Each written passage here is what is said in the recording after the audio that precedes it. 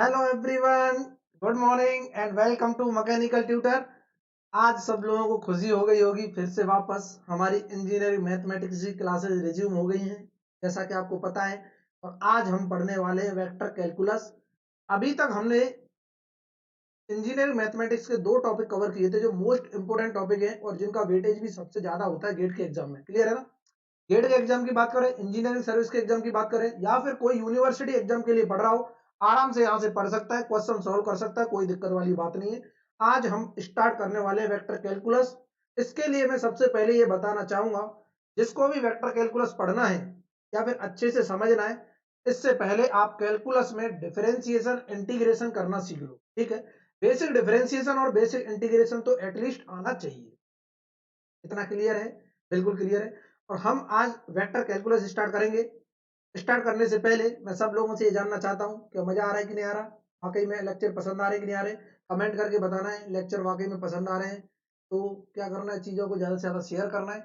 अब तो जो लोग बार बार बोल रहे थे सर मैथ की भी क्लास रिज्यूम करो, मैथ की भी क्लास रिज्यूम करो, तो मैथ का ये वेक्टर कैलकुलस का टॉपिक हमने स्टार्ट कर दिया है। और हार्डली से हार्डली 6-7 घंटे में ये आपका क्या हो जाएगा, कवर हो जाएगा। 6-7 लेक्चर में आपका वेक्टर कैलकुलस कवर हो जाएगा, टेंशन लेने की किसी को जरूरत नहीं है। ठीक है? तो क्या पढ़ना है हमारे लिए, एग्जाम पॉइंट ऑफ व्यू के लिए जो चीज इंपोर्टेंट है वही डिस्कस करेंगे। ज्यादा हम बहुत ज्यादा ब्रॉड में नहीं जाएंगे, क्योंकि mathematics is a very vast subject. कितना भी डीप में चले जाओ, बहुत ही ज्यादा इसमें हम चीजें पढ़ सकते हैं। क्लियर है ना? तो मैं उम्मीद करूंगा सबको वेक्टर के डॉट प्रोडक्ट क्रॉस प्रोडक्ट आते होंगे। हम यहाँ पर कैलकुलस पढ़ने वाले हैं, जैसे वेक्टर डिफरेंशिएशन, कि वेक्टर का अगर डिफरेंशिएशन करना है तो उसमें क्या क्या टर्मिनोलॉजी यूज होती है, वेक्टर का अगर इंटीग्रेशन करना है तो क्या क्या टर्मिनोलॉजी यूज होती है, और डिफरेंशिएशन करने के बाद कुछ रिजल्ट आते हैं उनकी एनालिसिस करेंगे। इंटीग्रेशन में कुछ थ्योरम है जो एग्जाम पॉइंट ऑफ व्यू के लिए बहुत ही मोस्ट इंपोर्टेंट थ्योरम्स हैं। क्लियर है ना?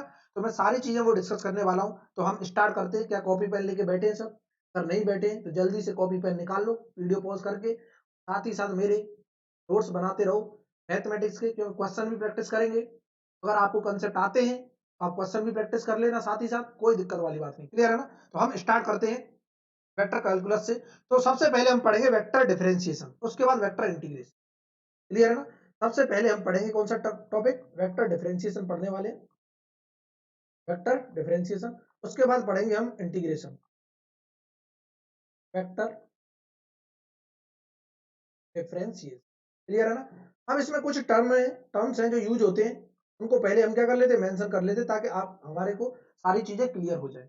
सबसे पहला टर्म एक ऑपरेटर होता है जिसे बोलते हैं डेल ऑपरेटर। वेक्टर तो सब जानते हैं, वेक्टर तो सब जानते हैं। जैसे हम जानते हैं वेक्टर की 3 डायरेक्शन होती है। वेक्टर का मतलब क्या होता है, जैसे हमने वेक्टर क्वांटिटी का नाम सुना होगा। वेक्टर क्वांटिटी होती है, मींस वेक्टर क्वांटिटीज वो क्वांटिटी होती हैं जिनका मैग्नीट्यूड भी होता है और डायरेक्शन भी होती है। क्लियर है ना? तो हमें पर्टिकुलर वो मैग्नीट्यूड भी बताएगा कि इस डायरेक्शन में इतना मैग्नीट्यूड है, इस डायरेक्शन में इतना मैग्नीट्यूड है, और नेट मैग्नीट्यूड निकालना है तो उसे बोलते हैं हम क्या, modulus of the vector. Clear है ना? जैसे मैं बात कर रहा हूँ, कोई ये वेक्टर है, ए वेक्टर, कोई ए वेक्टर है, बहुत अच्छे। इसको हम वेक्टर फॉर्म में कैसे रिप्रेजेंट करेंगे, A1 i cap plus A2 j cap plus A3 k cap. ये सबको क्लियर है? इसका मतलब क्या है, एक्स डायरेक्शन, आई कैप का मतलब एक्स डायरेक्शन, जे कैप का वाई डायरेक्शन, के कैप का जेड डायरेक्शन। इसका अगर हमें मैग्नीट्यूड चाहिए, इसका मैग्नीट्यूड चाहिए, तो मैं ए इक्वल टू निकालना चाहता हूं, तो मॉड बता दो, मैग्नीट्यूड, वेक्टर का मैग्नीट्यूड मॉडुलस बोलते हैं, मॉडुलस ऑफ ए क्या होता है, रूट ओवर, सब जानते होंगे, फिर भी मैं लिख दे रहा हूँ, A1 square plus A2 square plus A3 square. Clear है ना? ये सबको क्लियर है? ठीक है। जैसे दो प्रोडक्ट हैं, जैसे दो वेक्टर है, ए वेक्टर एंड बी वेक्टर, दो वेक्टर हैं, इनका डॉट प्रोडक्ट करना है। ए वेक्टर अगर मैं बोलता हूं, let A vector and B vector, A1 i cap plus A2 j cap plus A3 k cap, ये होता है नहीं होता? बिल्कुल होता है। और अगर बी वेक्टर ये वाला है हमारा, इधर देखते रहना, B1 आई कैप प्लस B2 जे कैप प्लस B3 के कैप। बेसिक टर्मिनोलॉजी क्या कर रहा हूँ, पहले डिफाइन कर दे रहा हूँ। अगर हमें डॉट प्रोडक्ट करना है, क्या करना है, डॉट प्रोडक्ट, तो देख लो, डॉट प्रोडक्ट अगर हमें करना है तो क्या मैं A vector into B vector dot product कर रहा हूं ना, डॉट। क्लियर है ना? डॉट प्रोडक्ट क्रॉस प्रोडक्ट सबको आते होंगे कि सर इसका अगर हमें करना है A1 आई प्लस A2 जे प्लस A3 के, इधर देखते रहना, बेसिक्स हैं। इन डॉट प्रोडक्ट किसके साथ, B1 आई कैप प्लस B2 जे कैप प्लस B3 के कैप। कैसे करते हैं सब जानते होंगे वैसे तो, इसको अभी के लिए मिटा दो थोड़ी देर के लिए, हम चीजों क्या करेंगे अगले पेज से स्टार्ट कर लेंगे। यहाँ पे बेसिक्स समझ लो क्या है बेसिक्स। इधर एक लाइन खींच लेता हूँ। अगर मैं डॉट प्रोडक्ट करना चाहता हूँ कैसे करेंगे, हम जानते हैं अगर i इंटू आई का डॉट प्रोडक्ट 1 होता है, सब जानते हैं। j इंटू जे का डॉट प्रोडक्ट सेम का 1 होता है, और k कैप इंटू के कैप का डॉट प्रोडक्ट 1 होता है। अगर अपोजिट के साथ करना है हमें, जैसे i इंटू जे करना है तो वो 0 होता है। अगर मैं यहाँ पे लिखना चाहता हूँ, इसके बाद इधर आना है, इस पेज पे इधर आना है, इसके बाद इधर देखना, अगर मैं i डॉट जे लिखना चाहता हूँ 0 होगा। Similarly i dot J dot के लिखना चाहता हूँ 0 होगा। ये सब जानते हैं। k डॉट आई कैप लिखना चाहते हैं तो ये क्या होगा 0 होगा। मीन्स अपोजिट जो अगर हम डायरेक्शन का मल्टीप्लाई करते हैं तो वहां पर क्या आता है डॉट प्रोडक्ट 0 आता है। सेम डायरेक्शन में करते हैं तो क्या आता है यूनिट आता है। तो सेम का हो जाएगा, बाकी सबका 0 होगा। तो मैं तुरंत बोल दूंगा यहाँ पर a डॉट b अगर निकालना चाहते हैं क्या होगा a1 b1 plus a2 b2 plus a3 b3। इतना क्लियर सबको, ठीक है। अगर मैं चाहता हूँ क्रॉस प्रोडक्ट करना, क्या चाहता हूँ क्रॉस प्रोडक्ट, देख लो एक बार, ताकि आगे जब यूज होगा तो हमारे लिए आसान हो जाएगा। क्रॉस प्रोडक्ट हम कैसे करते हैं, हमको लिखना होगा a vector into b vector. Cross product इस तरह से इंडिकेट करते हैं, डॉट प्रोडक्ट इस तरह से इंडिकेट करते हैं। कैसे करेंगे कि ये जो क्रॉस प्रोडक्ट होता है डिटर्मिनेंट वैल्यू बताता है, दो वेक्टर की डिटर्मिनेंट वैल्यू बताएगा। कैसे, ये आई कैप जे कैप के कैप को ऐसे रखो। अब ए का आई के साथ कोफिशिएंट, जे के साथ कोफिशिएंट, के साथ कोफिशिएंट है, इनके नीचे रख लो। मैं लिख दूंगा a1 a2 a3, बहुत अच्छे। बी वेक्टर का कोफिशिएंट क्या है b1 b2 b3। इसका डिटरमिनेंट वैल्यू हमें निकालना आता है, बिल्कुल ठीक है, हम तुरंत निकालते हैं। कैसे निकालते हैं, आई कैप सर लिया, इस कॉलम को हटाओ, इस रो को हटाओ, इसका माइनर का डिटरमिनेंट क्या होगा a3 a2 b3 minus a3 b2। लिख देंगे a2 b3 minus a3 b2। देखो जिसको डिटरमिनेंट निकालना नहीं आता है, मैंने शॉर्टकट तरीके, रो ऑपरेशन तरीके, ऑपरेशन वाले तरीके और बेसिक तरीका, क्या डिटरमिनेंट होता है, डेफिनेशन, सब चीजें हमने करा रखी है।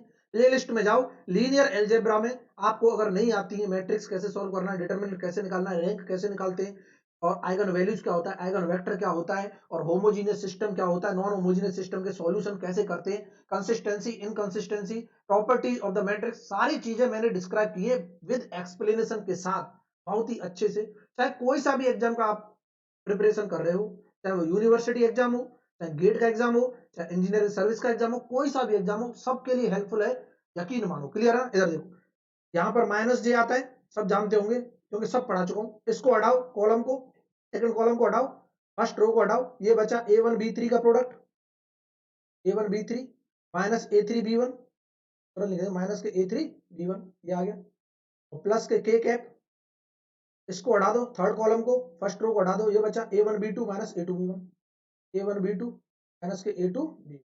क्लियर है, उम्मीद करता हूं क्रॉस प्रोडक्ट डॉट प्रोडक्ट सबको समझ आ गए होंगे। इतना क्लियर है, ठीक है। अब यहां पर मैं वेक्टर डिफरेंशिएशन की बात करूंगा, कुछ टर्मिनोलॉजी है उनको डिफाइन करेंगे क्या होती है। नेक्स्ट देख लो, ये बेसिक था, सबको आता होगा, जिसको आता है वो स्किप करके आगे मूव ऑन कर सकता है, जिसको नहीं आता है वो यहां से समझ सकता है डॉट प्रोडक्ट क्रॉस प्रोडक्ट कैसे करते हैं। क्लियर है ना, इधर देखो। नेक्स्ट हम बात करने वाले वेक्टर डिफरेंशिएशन।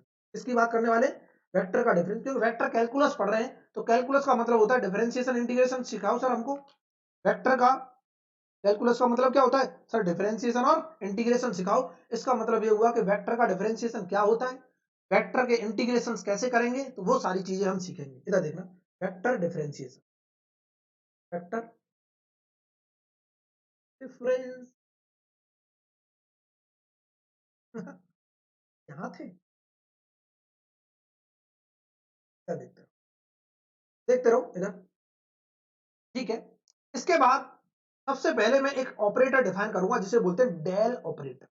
कौन सा ऑपरेटर, डेल ऑपरेटर। क्या होता है इधर देखते रहना, बहुत ही शानदार कंसेप्ट है कि सर डेल ऑपरेटर में डिफाइन करूंगा। एक डेल ऑपरेटर है, क्या है एक डेल ऑपरेटर, वो हर जगह यूज होगा डिफरेंशिएशन में।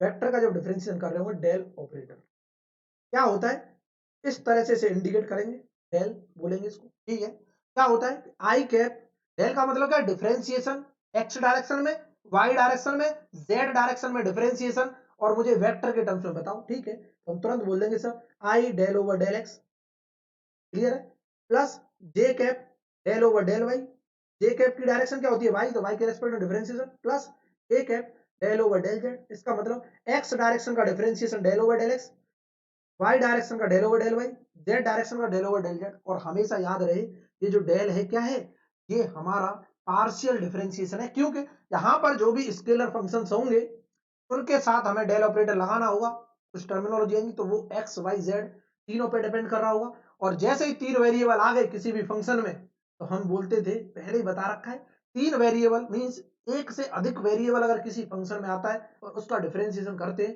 तो हम पार्शियल डिफरेंशिएशन करते हैं, ऑर्डिनरी नहीं। क्लियर है सबको? बिल्कुल क्लियर है, ठीक है। अब यहां से डेल ऑपरेटर तो हमें डिफाइन हो गया इसके टर्म में, वेक्टर के टर्म में। अब यहां से कुछ डेफिनेशन है, उन्हें वन बाई वन समझ लो। अगर मैं बात करता हूं ग्रेडियंट ऑफ स्केलर फंक्शन, बहुत इंपॉर्टेंट डेफिनेशन है, पूछता है ग्रेडियंट ऑफ स्केलर फंक्शन। कोई स्केलर फंक्शन है उसका ग्रेडियंट बताओ क्या होगा, ग्रेडियंट क्या होगा, इधर देखना। तो स्केलर फंक्शन बता दो पहले क्या होता है। स्केलर फंक्शन जिनका मैग्नीट्यूड होता है, डायरेक्शन नहीं होती, ठीक है। अब मैं बात कर रहा हूं कि सर स्केलर फंक्शन हमारे पास कुछ है, मान के चलो लेट, क्या लेट कोई स्केलर फंक्शन है फाइव एक्स बाई जेड, जो एक्स और वाई जेड पे डिपेंड कर रहा होगा, तीन वेरिएबल पे डिपेंड कर रहा है, is equal to constant. Is any scalar function, is any scalar function, कोई स्केलर फंक्शन है, लिखते रहना फंक्शन। देन जो ग्रेडियंट होगा कैसे डिफाइन होगा, देन ग्रेडियंट ऑफ फाइव, इस फंक्शन का gradient is denoted by, is denoted by grade five, बोल दो इसे, क्या बोल दो, ग्रेड फाइव। और इसे हम डेल फाइव बोल दें, दोनों चीज क्या है सेम, ग्रेड फाइव बोलो या फिर क्या बोलो और डेल फाइव बोलो। And it is defined as, and it is defined as कि डेल फाइव अगर हमें निकालना है सर, तो डेल ऑपरेटर ये है, ठीक है, I del over del X plus J del over del Y plus K del over del Z, सब जानते हैं डेल ऑपरेटर। इसका डॉट प्रोडक्ट हो रहा है फाइव के साथ, इसी तरह डिफाइन किया है। इसका मैं मल्टीप्लाई करूंगा तीनों में हो जाएगा एक एक बार, तो हम तुरंत बोल देंगे जो डेल फाइव आ गया हमारे पास क्या आ जाएगा, I del five upon del X आ गया plus J del five upon del Y आ गया plus K del five upon del Z आ गया। इसको बोलते हैं हम ग्रेडियंट ऑफ स्केलर फंक्शन। क्या बोलते हैं इसको, gradient of any scalar function. क्या समझ आया? बिल्कुल समझ आ गया सर, कोई दिक्कत नहीं, इधर देखते रहना। अब मुझको पता करना है कि मेरे पास कोई एक पोजीशन वेक्टर है, क्या है, पोजीशन वेक्टर है, उसका मैं पोजीशन वेक्टर का एक्स वाई जेड के टर्म्स में लिखना चाहता हूं। देखते रहना, ये मान के चलो हमारे पास कोई पोजीशन वेक्टर है, जानते हैं अगर कोई पॉइंट है, ये कोई पॉइंट है, देखते रहना, थ्री डायमेंशन बना रहा हूं मैं फिगर, ये जो थ्री डायमेंशन फिगर है सबको क्लियर है। इसमें मैंने एक पॉइंट लिया, ये पॉइंट है, ये पॉइंट है, ये पॉइंट हमें एक्स की वैल्यू बता रहा होगा, वाई की बता रहा होगा, जेड की बता रहा होगा। ये एक्स डायरेक्शन है, ये वाई डायरेक्शन है, ये जेड डायरेक्शन, क्लियर है। थ्री डायमेंशन में अगर हम देखेंगे इस तरह बता रहा होगा। अगर मैं इसको पॉइंट बोलता हूं, मान के चलो इस पॉइंट का मैं पोजीशन वेक्टर बताना चाहता हूं, तो यहां से बोलते हैं पोजीशन वेक्टर, यही डिफाइन करता है जिसे आर वेक्टर बोलते हैं, क्लियर है। और हम जानते हैं पोजीशन वेक्टर क्या होता है, सब जानते हैं पोजीशन वेक्टर, पोजीशन वेक्टर अगर मैं पता करना चाहता हूं तो वो आर वेक्टर, मतलब आई डायरेक्शन में, मतलब एक्स डायरेक्शन में आई कैप आता है, यूनिट कैप, हम बोल देंगे एक्स आई प्लस वाई जे प्लस जेड के, ये होता है पोजीशन वेक्टर, ठीक है। अगर मैं इसको स्केलर में कन्वर्ट करना चाहता हूं तो इसका मैग्नीट्यूड ही होना चाहिए खाली। स्केलर क्वांटिटी क्या होती है, जिनके ओनली मैग्नीट्यूड हो, डायरेक्शन ना हो। ये वेक्टर क्वांटिटी है, इसको मैं स्केलर में कन्वर्ट करना चाहता हूं तो मॉडुलस बता दो सर इसका। अगर मैं स्केलर में पता करना चाहता हूं तो इसका मॉडुलस अभी बताया हमने क्या होगा, x square plus y square plus z square under root में, ये होता है। अगर मैं अंडर रूट हटाना चाहता हूं, दोनों साइड स्क्वायर कर दूंगा, तो मैं लिख सकता हूं आर स्क्वायर, दोनों साइड स्क्वायर किया तो ये आर स्क्वायर हो गया, यहाँ से रूट हट गया, मैं तुरंत बोल दूंगा x square plus y square plus z square. बोला सर ठीक है आपने कर दिया, हमने मान लिया, लेकिन आप कर क्यों रहे हो, कि मैं निकालना चाहता हूं ग्रेडियंट ऑफ आर।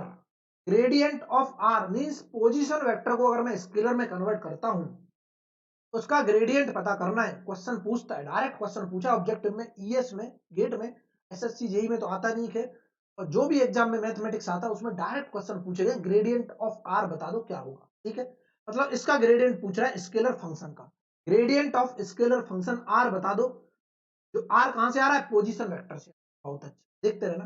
तो मैं ग्रेडियंट ऑफ आर निकालना चाहता हूँ नेक्स्ट पेज पर। मैं चाहता हूँ ग्रेडियंट ऑफ आर बता दो सर क्या होगा, ग्रेडियंट ऑफ आर क्लियर है। चाहे मैं इसे डेल आर बोल सकता हूँ, ये पूछ रहा है कि क्या होगा, तो हम तुरंत बोल देंगे कि फाई, डेल फाई की जगह आर रख दिया ना खाली, ये ब्रैकेट में ले लो चाहे कैसे भी ले लो कोई दिक्कत नहीं, क्लियर है ना। कि डेल फाई, फाई की जगह आर रिप्लेस कर दिया तो हम तुरंत ले लेंगे I cap del are upon del x की बात कर रहा होगा, plus J cap del are upon del Y की बात कर रहा होगा, प्लस के cap del are upon del Z की बात कर रहा होगा। अगर मुझे del are upon del X पता चल जाए, मीन्स आर का एक्स के रेस्पेक्ट में पार्शियल डिफरेंशिएशन, ठीक है, आर का वाई के रेस्पेक्ट में पार्शियल डिफरेंशिएशन, आर का ही जेड के रेस्पेक्ट में पार्शियल डिफरेंशिएशन पता चल जाए, मैं यहाँ पे रख दूंगा तो ग्रेडियंट आर आ जाएगा, ठीक है। और हम जानते हैं, क्या जानते हैं, r equal to r square equal to क्या है, x square plus y square plus z square है, बहुत अच्छे। और अगर मैं इसका डिफरेंशिएशन करता हूँ, देखो आर का एक्स के रेस्पेक्ट में करूंगा तो पहले इस आर का ही होगा ना, स्क्वायर चल रहा है तो मैं 2r लिख दूंगा, बहुत अच्छे। और एक्स के रेस्पेक्ट में कर रहा हूं तो इसको मैं लिख दूंगा del are upon del x, work नहीं होगा, इक्वल टू क्या यहां से 2x हो जाएगा पार्शियल डिफरेंशिएशन, y और z कांस्टेंट होंगे, x के रेस्पेक्ट में कर रहे हैं तो इनका जीरो हो गया, कोई दिक्कत नहीं, क्लियर है। 2 से t को चीर दें, चीर दो सर, 2 को 2 से चीर दिया, क्या मेरे पास यहां से del are upon del x की वैल्यू आ गई, बिल्कुल आ गई सर, एक्स अपॉन आर। क्या सिमिलरली सबको आते हैं डिफरेंशिएशन, मैं ये मान के चल रहा हूँ सबको डिफरेंशिएशन आते हैं, और जिनको नहीं आते पार्शियल डिफरेंशिएशन क्या होता है, ऑर्डिनरी डिफरेंशिएशन क्या होता है, कैलकुलस, कैलकुलस वाले प्लेलिस्ट में जाओ और वहां से चीजों को सीखो, ठीक है। मैं सिमिलरली लिख दूं, जो del are upon del y निकलेगा वो क्या होगा, वो सर कुछ भी नहीं होगा, वाई अपॉन आर आ जाएगा, और del are upon del z होगा वो क्या आ जाएगा, हमारा जेड अपॉन आर आ जाएगा, इतना क्लियर, ठीक है। इन सारी वैल्यूज को मैं इक्वेशन इसमें रख दूं, फ्रॉम इक्वेशन 1 मैं तुरंत बोल दूंगा फ्रॉम इक्वेशन 1, क्या हम बोल सकते हैं ग्रेडियंट ऑफ आर जो आएगा, ग्रेडियंट ऑफ आर ये क्या आ रहा है कि I cap del are upon del x की जगह क्या मैं एक्स अपॉन आर रख दूं, बिल्कुल रख दूं, plus J cap del are upon del Y की जगह मैं वाई अपॉन आर रख दूं, बिल्कुल रख दूं, प्लस के cap del are upon del Z की जगह मैं जेड अपॉन आर रख दूं, ठीक है। क्या 1 अपॉन आर कॉमन आ रहा है, निकाल लो, क्या मैं लिख सकता हूँ कि एक्स आई cap plus Y J cap plus Z के कैप हो गया, और ये अंडा भी बता देगा, क्या बता देगा सर अंडा, ये जो है इसके बराबर है, ये तो सर पोजीशन वेक्टर के बराबर है ना, आर वेक्टर के बराबर। इसका मतलब ये हुआ जो ग्रेडियंट ऑफ आर आया निकल के वो क्या आ गया sir, R vector upon R आ गया, पोजीशन वेक्टर डिवाइड बाई उसका ही मैग्नीट्यूड, क्लियर है सबको, बिल्कुल क्लियर है। और ये पूछता है क्वेश्चन, ये डायरेक्ट पूछा है ऑब्जेक्टिव में, इसको स्टार मार्क कर लेना, ग्रेडियंट ऑफ आर। क्या ग्रेडियंट ऑफ किसी भी स्केलर फंक्शन का निकाल सकते हैं, बिल्कुल निकाल सकते हैं, देखो ग्रेडियंट अगर पूछता है किसी भी स्केलर फंक्शन का, क्या हम निकाल सकते हैं, बिल्कुल निकाल सकते हैं, किसी कोई तकलीफ है, कोई तकलीफ नहीं है, कैसे निकालते हैं, कैसे निकालते हैं, बिल्कुल निकालेंगे, कोई टेंशन लेने की जरूरत नहीं। इतना कितने लोगों को क्लियर हुआ, इतना कितने लोगों को क्लियर हुआ, बिल्कुल हो गया सर। अब हम बात करने वाले कि सर मुझे तो ग्रेडियंट आर पता चला, अभी मैं इस आर को किसी फंक्शन में रिप्लेस कर दूं, मैं बोलूं मुझे तो ग्रेडियंट ऑफ लॉग आर चाहिए, मुझे तो ग्रेडियंट ऑफ 1 अपॉन आर चाहिए, कैसे निकालें, क्लियर है। इसको फिर कैसे निकालें, इधर देखते रहना। अगर मैं पता करना चाहता हूं कि सर फाइंड करो gradient del of 1 upon r, कैसे निकालें, इसका मतलब डेल का मतलब क्या है, डिफरेंशिएशन हो रहा है 1 अपॉन आर का, इसका मतलब ये हुआ यहां पर जैसे डिफरेंशिएशन हम करते थे ऐसे ही करेंगे कि पहले इस फंक्शन का डिफरेंशिएशन करो, 1 अपॉन आर का डिफरेंशिएशन क्या होता है सब जानते हैं, माइनस के 1 अपॉन आर स्क्वायर होता है, इस तरह करना होता है, देख लो समझ लो कि 1 अपॉन आर का डिफरेंशिएशन माइनस के 1 अपॉन आर स्क्वायर, ठीक है। फिर आर का डिफरेंशिएशन डेल के टर्म्स में करेंगे तो क्या आएगा, डेल आर आ जाएगा, एक नहीं आएगा, तो आएगा।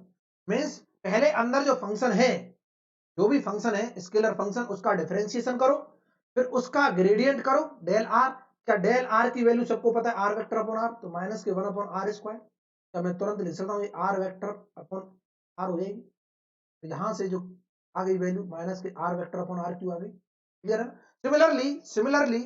सिमिलरली अगर हमसे बोलता है, देखो बिल्कुल सिंपल है, कभी भी अगर पूछता है आर के टर्म्स में तो इसी तरह कैलकुलेट करना है। सिमिलरली बोलता है फाइंड, क्या बोलता है फाइंड, मुझे तो डेल ऑफ ग्रेडियंट ऑफ क्या बता दो, मुझे तो ग्रेडियंट ऑफ आर की पावर एन बता दो, क्या होगा ग्रेडियंट ऑफ आर की पावर एन, इसका मतलब क्या होगा, पहले इसका डिफरेंशिएशन करो, क्या एन आर की पावर एन माइनस वन हो जाएगा, बिल्कुल ठीक है। फिर डेल आर कर देंगे, डेल आर, बहुत अच्छे, डेल आर का मतलब ग्रेडियंट ऑफ आर, और हम जानते हैं एन आर की power n minus one. Gradient of r क्या होता है, सब जानते हैं, आर वेक्टर अपॉन आर, अभी निकाला है। इस आर को ऊपर ले गए तो आर की पावर माइनस वन हो जाएगा, क्लियर है ना, तो ये आर की पावर एन माइनस टू हो जाएगा। यहां से हम तुरंत बोल देंगे डेल ऑफ आर की पावर एन क्या हो गया, एन आर की power n minus two, two, ये हो गया हमारा। इस तरह से क्वेश्चन पूछे जाते हैं, कोई दिक्कत वाली बात नहीं है। क्या समझ आ रहा है सबको कैसे करना है? हमने ग्रेडियंट देखा, ग्रेडियंट ऑफ पोजीशन वेक्टर का जो स्केलर फंक्शन में कन्वर्ट किया था, उसका निकाला ग्रेडियंट, क्या आया, आर वेक्टर अपॉन आर आया। अगर वो किसी फंक्शन के टर्म में दे रखा है, पोजीशन मैग्नीट्यूड और पोजीशन वेक्टर को किसी फंक्शन के टर्म में दे रखा है, जैसे लॉग के टर्म में, एक्सपोनेंशियल के टर्म में, किसी के भी टर्म में दे रखा है, हम यहां से निकाल देंगे, बिल्कुल निकाल देंगे, कोई, क्लियर है ना? तो इस तरह से हम करते हैं, ठीक है। अब हम एक और टर्मिनोलॉजी पढ़ने वाले, अभी ग्रेडियंट ऑफ आर देख लिया। अभी मैं बोलता हूं मेरे पास कोई स्केलर फंक्शन है, मेरे पास कोई स्केलर फंक्शन है five x y z equal to constant, और बोलता है इसका सर नॉर्मल वेक्टर बता दो क्या होगा। इस स्केलर फंक्शन का या फिर इस स्केलर सरफेस का कोई हमको, सर सरफेस स्केलर फंक्शन होते हैं, सब जानते हैं, सरफेस जो होता है वो क्या होता है, स्केलर फंक्शन होता है। इसका मतलब सर अगर मैं किसी भी सरफेस का नॉर्मल वेक्टर निकालना चाहता हूं तो कैसे निकाल, इधर देखना, हेडिंग डाल देना कि normal vector, normal vector to a surface. अगर हमको सरफेस दिया हुआ है, इसका नॉर्मल वेक्टर कैसे निकले, देखते हैं ना। Normal vector to a surface, sir सबसे पहले एक सरफेस डिफाइन करो, हमने बोल दिया let phi x y z, जो एक्स वाई जेड पे डिपेंड कर रहा होगा, equal to constant is any surface, कोई सरफेस है ये, is any surface, then del phi जो होगा इसका ग्रेडियंट ऑफ फाई जब हम लिखेंगे, then del phi is called normal to the surface phi. Del phi जो ग्रेडियंट ऑफ फाई है वही क्या कहलाता है, नॉर्मल टू द सरफेस, इस तरह सरफेस फाई। एंड एंड अगर मैं डेल फाई अपॉन इसी का मॉड कर देता हूं, डेल फाई अपॉन इसी का मॉड, क्या ये फील नहीं हो रहा कि vector upon modulus of vector क्या होता है, यूनिट नॉर्मल वेक्टर होता है, इज कॉल्ड, ये क्या कहलाएगा, is called the unit normal vector to the surface, unit normal vector to the surface. इसका मतलब ये हुआ वेक्टर टू द सरफेस, देखते रहो, बहुत ही शानदार कंसेप्ट है। कौन सा surface, phi, and and it is denoted by n, and it is denoted by capital N. मतलब कहने का यूनिट नॉर्मल वेक्टर है, ये क्या यूनिट नॉर्मल वेक्टर, एन क्या unit normal vector of surface phi, of surface phi. तो किससे define किया हमने, तो पहले उसका ग्रेडियंट पता करो, फिर ये एक वेक्टर क्वांटिटी आएगी, ग्रेडियंट पता करेंगे तो एक वेक्टर क्वांटिटी आएगी, इस वेक्टर क्वांटिटी का फिर मॉडुलस से डिवाइड कर दो, हमारे पास जो आ जाएगा वो हो जाएगा यूनिट नॉर्मल वेक्टर। इसका मतलब खाली नॉर्मल वेक्टर पूछता है, नॉर्मल टू द सरफेस पूछता है तो ग्रेडियंट निकालो, और यूनिट नॉर्मल वेक्टर पूछता है, यूनिट की बात करता है तो उसके मैग्नीट्यूड से क्या कर दो, डिवाइड कर दो, हमारे पास यूनिट नॉर्मल वेक्टर आएगा। क्या इतना क्लियर सबको, बिल्कुल क्लियर हो गया होगा, कोई दिक्कत नहीं, ठीक है, निकालना सिखाएंगे, टेंशन नहीं लेना है। अब एक टर्म आता है जिसे बोलते हैं डायरेक्शनल डेरिवेटिव, आज हम सीख लेते हैं जो टर्मिनोलॉजी है, ये बेसिक टर्मिनोलॉजी है, 100% क्वेश्चन आते हैं, और प्रीवियस ईयर के क्वेश्चन पेपर उठा के देखना, अगर किसी को तकलीफ हो रही हो तो सर क्या पढ़ा रहे हैं, 100% क्वेश्चन देखने को मिलेंगे। ईच एंड एवरी टॉपिक जो भी डिस्कस कर रहा हूं यहाँ पर directly approachable to the exam point of view है, ठीक है, सबको क्लियर है, बिल्कुल क्लियर है, इधर देखते रहो। अब हम बात करने वाले डायरेक्शनल डेरिवेटिव, किसकी बात करने वाले, डायरेक्शनल डेरिवेटिव, देखते रहो।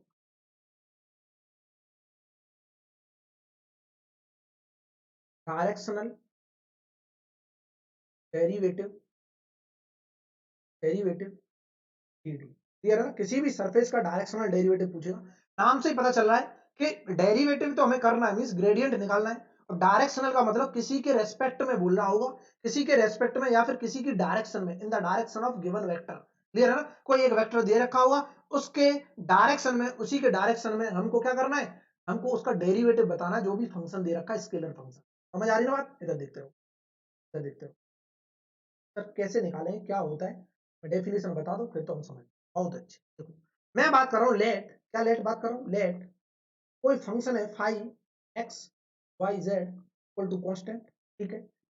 बी एनी सरफेस, कोई सरफेस है ये, बहुत बढ़िया सर। देन जो डायरेक्शनल डेरिवेटिव होगा, then directional derivative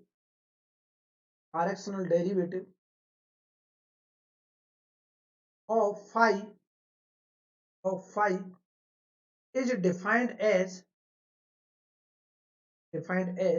directional derivative D की बात कर रहा है। वो क्या होगा कि सर पहले इसका ग्रेडियंट पता करो, स्केलर फंक्शन का क्या करो, ग्रेडियंट पता करो, और इनटू क्या कर दो, ई कर दो, डॉट प्रोडक्ट ऑफ ई। अब ये प्रॉब्लम आ गई, ई क्या है, वेयर, इधर देखते रहना, वेयर बहुत ही शानदार कंसेप्ट है, इसको क्या कर लो, ब्रैकेट में बंद कर लो।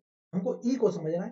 डायरेक्शनल डेरिवेटिव तो आ गया किसी भी स्केलर फंक्शन का, बट ये जो ई है हमने बोला था किसी गिवन डायरेक्शन में होगा।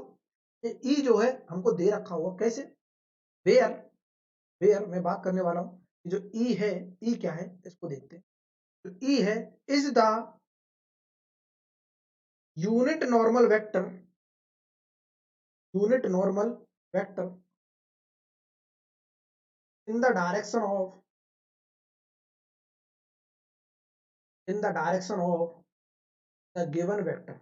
जो वेक्टर हमको गिवन होगा उसके डायरेक्शन में यूनिट नॉर्मल वेक्टर निकालना, given vector direction of given कर देना, गिवन वेक्टर कर देता हूं। इतना क्लियर है कि मान के चलो गिवन वेक्टर क्या है, कुछ मान लेते हैं हम, ए वेक्टर गिवन है, इसके डायरेक्शन में यूनिट नॉर्मल, इसका यूनिट नॉर्मल वेक्टर निकालना है। तो अंदर ही बता देगा यूनिट नॉर्मल वेक्टर क्या होता है कि सर वेक्टर बता दो डिवाइड बाई इसी वेक्टर का मैग्नीट्यूड, क्या कहलाएगा, यूनिट नॉर्मल वेक्टर कहलाएगा। और ये हम जानते, क्लियर है ना, ठीक है।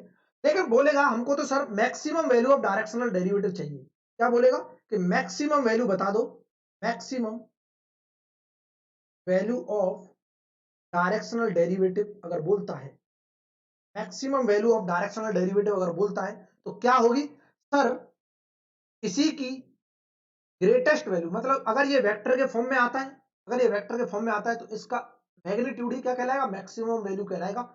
इसका मतलब ये हुआ कि हम तुरंत बोल देंगे मैग्नीट्यूड ऑफ क्या, gradient of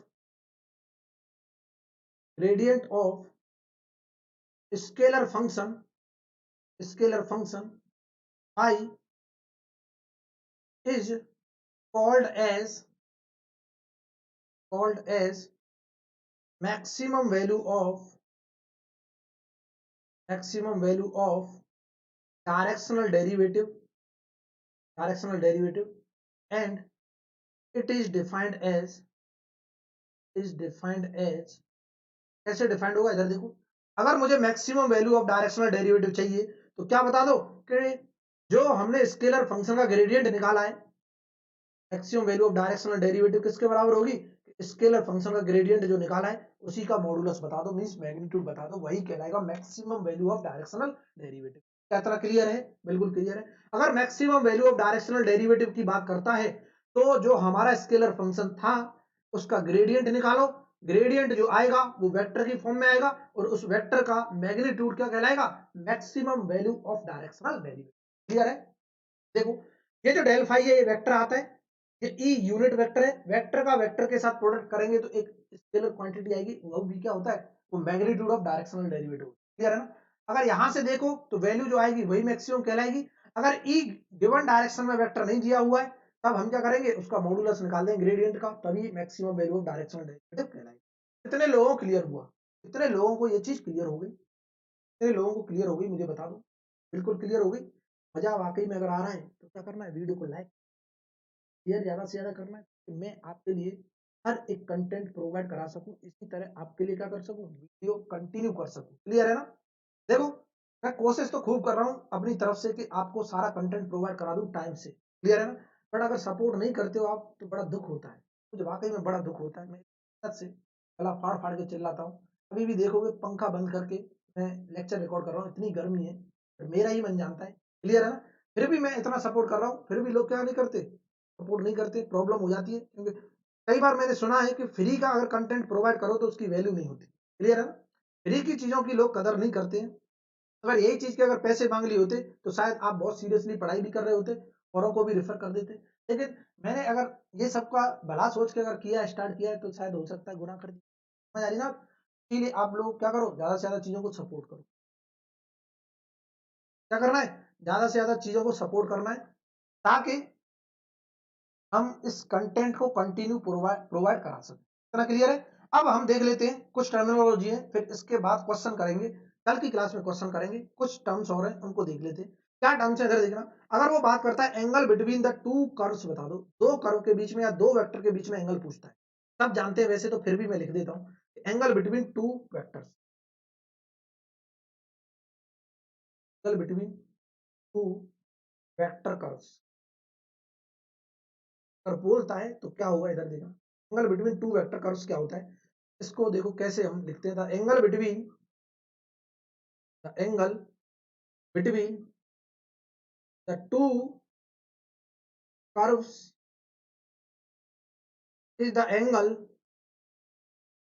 is the angle between the tangents drawn at their point of intersection, drawn at their point of inter at their point of inter. इसका मतलब क्या है इधर समझना। मैं बात करता हूं लेट कि कोई वेक्टर कर्व है मेरे पास, दो वेक्टर कर्व है, एक A vector A one I cap plus A two J cap plus A three K cap, कोई ये वेक्टर कर्व है, ठीक है। एक बी वेक्टर कर्व है बी वन आई कैप, क्या है बी वन आई कैप है ना, B one I cap plus B two J cap plus B three K cap. Clear है सबको, बिल्कुल क्लियर है। अब इन दोनों के बीच में मुझे एंगल पता करना है, तो कैसे पता करेंगे कि ये दो कोई क्या है कर्व है, ये दोनों कर्व जहां इंटरसेक्ट कर रही होंगी उस इंटरसेक्ट पॉइंट पर इन दोनों कर्व का टेंजेंट ड्रॉ करेंगे, और टेंजेंट के बीच में जो एंगल होगा वो बता रहा होगा क्या, इन दोनों कर्व के बीच का एंगल। ये डेफिनेशन बोल रही है। देखो मैंने बोला कि दो कर्व ड्रॉ कर लेता हूं, एक ये कर्व है हमारे पास कुछ, एक मैंने बोला ये कोई कर्व है, क्लियर है। एक हमने बोला एक ये कोई कर्व है, क्या बन गया सर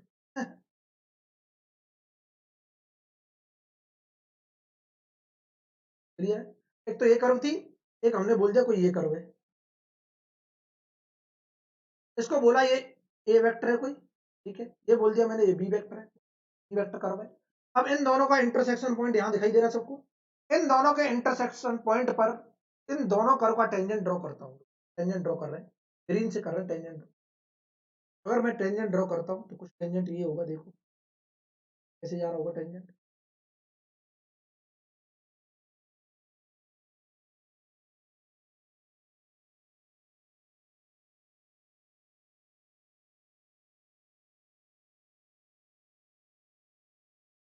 दिखाई देगा सबको। ये ए कर्व का टेंजेंट है, और बी कर्व का अगर मैं टेंजेंट ड्रॉ करता हूं, किससे करूं, ब्लैक से कर दूं, रेड से कर दूं, रेड से कर देते लोग। बी कर्व का टेंजेंट ड्रॉ करता हूं तो ये होगा कुछ, बी कर्व का अगर मैं टेंजेंट ड्रॉ कर रहा हूं तो ये होगा बी कर्व का टेंजेंट। सबको क्लियर हो रहा है, बिल्कुल हो रहा है। अब इन दोनों टेंजेंट के बीच का जो एंगल होगा, देखो इन दोनों टेंजेंट के बीच का एंगल अंदर ही बता देगा। देखो यहां से लेके यहां तक का जो एंगल होगा टेंजेंट के बीच का, ये क्या थीटा है, ये एंगल की बात कर रहा है। क्लियर है ना, ये क्या एंगल है, कैसे निकालते हैं, ये बहुत आसान है, सबने पढ़ा होगा कि कॉस ऑफ थीटा अगर हमें कैलकुलेट करना है, कॉस ऑफ थीटा क्या होता है कि दोनों का पहले तो क्या करो, डॉट प्रोडक्ट करो, दोनों वेक्टर का dot product divided by magnitude of both the vectors A vector और, क्लियर है ना। यहां से जो भी एंगल आ रहा होगा ये हमको देता है angle between the to curves. इतना क्लियर है सबको, बिल्कुल क्लियर है। ये सब जानते होंगे, सब हमने प्लस वन प्लस टू में पढ़ा हुआ है, क्लियर है ना। तो दो वेक्टर के बीच में अगर हमें एंगल कैलकुलेट करना है तो इसकी हेल्प से करेंगे। cos of theta equal to product of both the curves divided by product of magnitude of both the curves. Clear है ना। अब यहां से नोट करके लिखना है कुछ, क्या लिखना है नोट करके। अगर मैं बात करता हूं नोट, अगर द प्रोडक्ट ऑफ, क्या बात कर रहा हूं, if both the curves are at 90 degree, मतलब कहने का दोनों कर्व 90 डिग्री पे कट कर रहे हैं एक दूसरे को, मींस थीटा की वैल्यू क्या 90 डिग्री है। अगर थीटा 90 डिग्री है तो ये cos 90 क्या हो जाएगा, जीरो हो जाएगा। तो मैं तुरंत बोल दूंगा कि product of dot product of both the curve equal to क्या आएगा, जीरो आएगा। तभी हम बोल पाएंगे कि दोनों कर्व क्या होंगे, 90 डिग्री पे होंगे। इधर देखते रहना, बहुत ही आसान। अगर मैं बात कर रहा हूं कि अगर if if if two curves cuts each other orthogonally orthogonally का मतलब क्या है 90 degree orthogonally then then the dot product of a dot b equal to क्या होगा 0 होगा। ये इंपॉर्टेंट है। अगर पूछ लेता है कि अगर हमारे दोनों कर्व ऑर्थोगोनली कट कर रहे हैं तो dot product of A dot B क्या होगा इक्वल टू 0। क्या इतना क्लियर हुआ सबको? बिल्कुल। ये लेकिन हमने ये तो देखा angle between the two vector curves. हमने angle between the two vector curves देख लिया। वेक्टर में तो हमें पता था, ये सब जानते थे वेक्टर का। लेकिन अगर बोलता है दो सरफेस के बीच में एंगल बताओ, अभी देखना, दो सरफेस के बीच में अगर एंगल पूछता है तब कैसे निकालेंगे। इधर देखो, एंगल बिटवीन, बात करेगा आप angle between the to surfaces, दो सरफेसेस के बीच में एंगल बताओ सर क्या होगा। देखते रहो, बहुत शानदार कंसेप्ट है। कैसे निकालेंगे? बिल्कुल सेम कंसेप्ट है। क्या हमको पता है सर, अगर सरफेस की जगह अगर हमको वेक्टर कर्व दे दे तो हम तुरंत लगा दें cos थीटा इक्वल टू क्या होता है, दोनों वेक्टर का dot product divided by product of both the vectors magnitude. यहां से जो भी एंगल आएगा हम बोल देंगे कि एंगल हमारे पता चल गया है कर्व्स के बीच में, वेक्टर कर्व के बीच। लेकिन सरफेस के बीच में कैसे बताएं? लेकिन क्या हम पता कर सकते हैं सरफेस से हम वेक्टर कन्वर्ट कर सकते हैं? बिल्कुल कर सकते हैं। सरफेस का अगर वेक्टर में कन्वर्ट करना हो तो पहले हमें ग्रेडियंट निकालना पड़ेगा सरफेस का, और ग्रेडियंट निकालेंगे वो एक वेक्टर रिप्रेजेंटेशन बताएगा, और फिर हम ग्रेडियंट की हेल्प से हम क्या निकालेंगे, एंगल निकालेंगे। क्लियर है ना? इधर देखते रहना, मैं तुरंत बताऊंगा एंगल कैसे निकालते हैं। The angle between